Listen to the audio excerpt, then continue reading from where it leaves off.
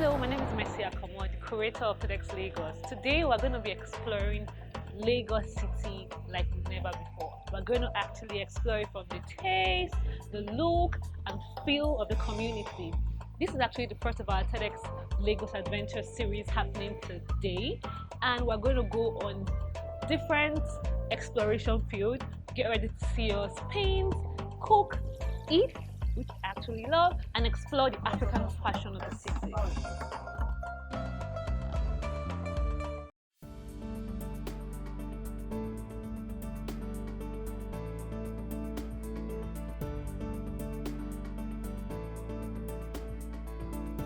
Good morning, everybody. My name is Olayinka Rolambo. Nice to meet you guys. Thank you. Are you guys enjoying the view?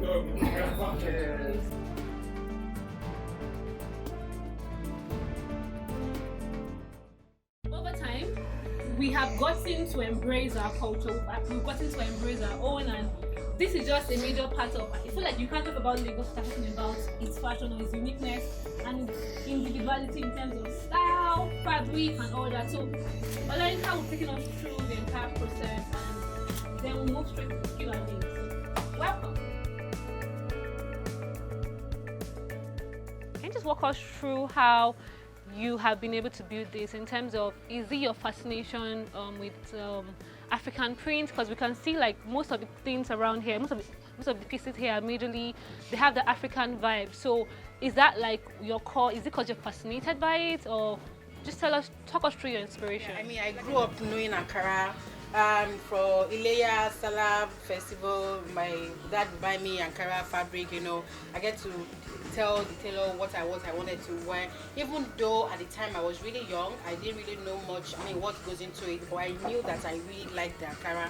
And then for me, Ankara fabric is very vibrant, it's very fun, and you can do a lot with it. So I would say maybe it's the color and then the cotton, because our weather is quite hot. So it's easy for me. It's very easy for me to work with Ankara. I mean, I can do Ankara in my dream because of the vibrancy, the cotton, the texture of the fabric, and then lots of the patterns.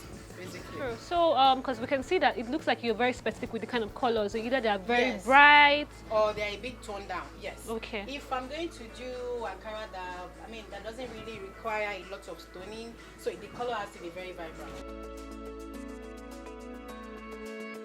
So basically, I'm sure most of us would have observed that it's not just Ankara pieces that we have here. We have like different fusion of like materials from the Western world, and you know, I can even see George damask.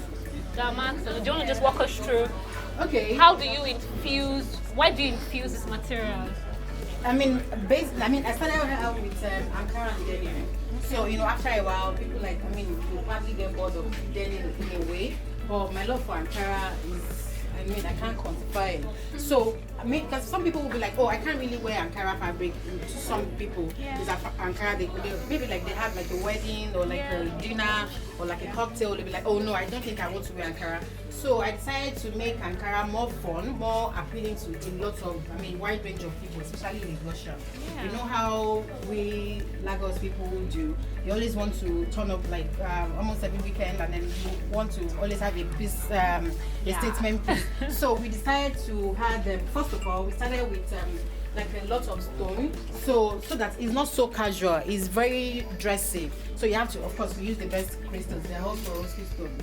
So we used a lot of stones on most of them, and then for like this one now, it's still denim. Like you want to go to, for work, maybe like weekend, like on a Friday or like on a Thursday for work. So it's still beaded, but it's still a bit toned down, and then with a bit of Western fabric on it. So it's not just local or cheap Ankara like some people will say. And we use a lot of laces. This is the lace fabric, just to infuse the style. So it's not like, when people hear of Ankara years ago, just think about skirt and blouses, or wrapper. Yeah. So you have to, Ankara has come to stay. It's not going anywhere. Yeah, looks like. For this one, I was trying to scale a fish. And I like, sometimes like when you try to, I don't know how to explain it. Yeah, Sometimes when you scale use a the fish. knife Yes. to the other way around, everything just follow on each other. And I just look at it, this is interesting. So maybe I can have an outfit that looks like that. And this one, trust me, it takes forever to make. If I give my people upset now that, oh, I want to do this style, like let's add it somewhere. You just be like, madam, can't we do something much easier? Because while you're doing this, probably we have finished like 2 or 3 dresses. It takes like about 2-3 days to finish. So what determines your pricing? I'm asking because I've been looking at some of the costs, and from a novice point of view, it seems like something like this, for example, is pretty easy to make. It seems like compared to this one. Yes. Meanwhile, their prices are almost similar. So what determines? Yeah, for this one, I mean, because I really like it, there's some things that I do. It takes a lot of work, it takes a lot of time. But because I would like 1 or 2 people to wear, so I'll just try to cut down on the price, even though I know that it takes a lot of time.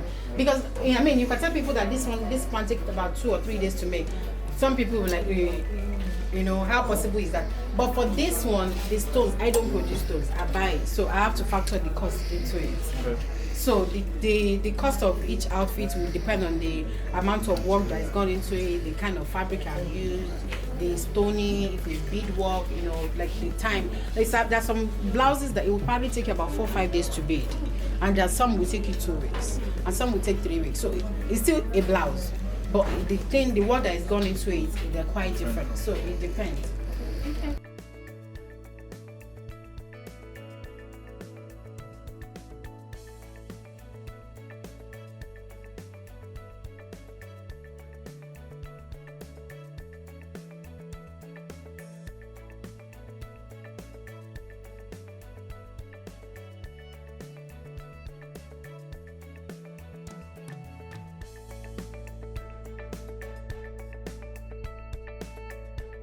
What advice would you have for someone who's much younger and wants to go into design, creative design like you're doing?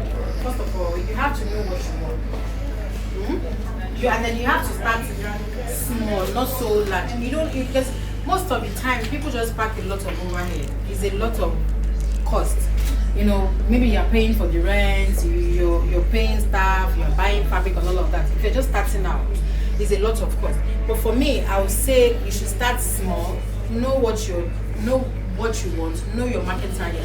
Even when people say, oh, it's not fantastic, it's not this, just keep at it, learn every day, go online, check people out, know what is in, know what is not, and then keep at it. African fashion is still evolving. It's pretty much still growing, But I'm just amazed that irrespective of the entire, if she had not given us this backstory, you come here and think that, man, we're just, all making it, balling it and all, which I think is actually part of the beauty of the whole thing. Because irrespective of how, environment might want to, stifle a lot of our creativity, we still find a way to shine, which is so beautiful. Yeah, that's how we are Nigerians. Even, we have never died spirit. No, Things have never to go. died. True. We have to stay. Yeah, we have to. Yeah. We have to. And with our imaginary haters, so everybody has to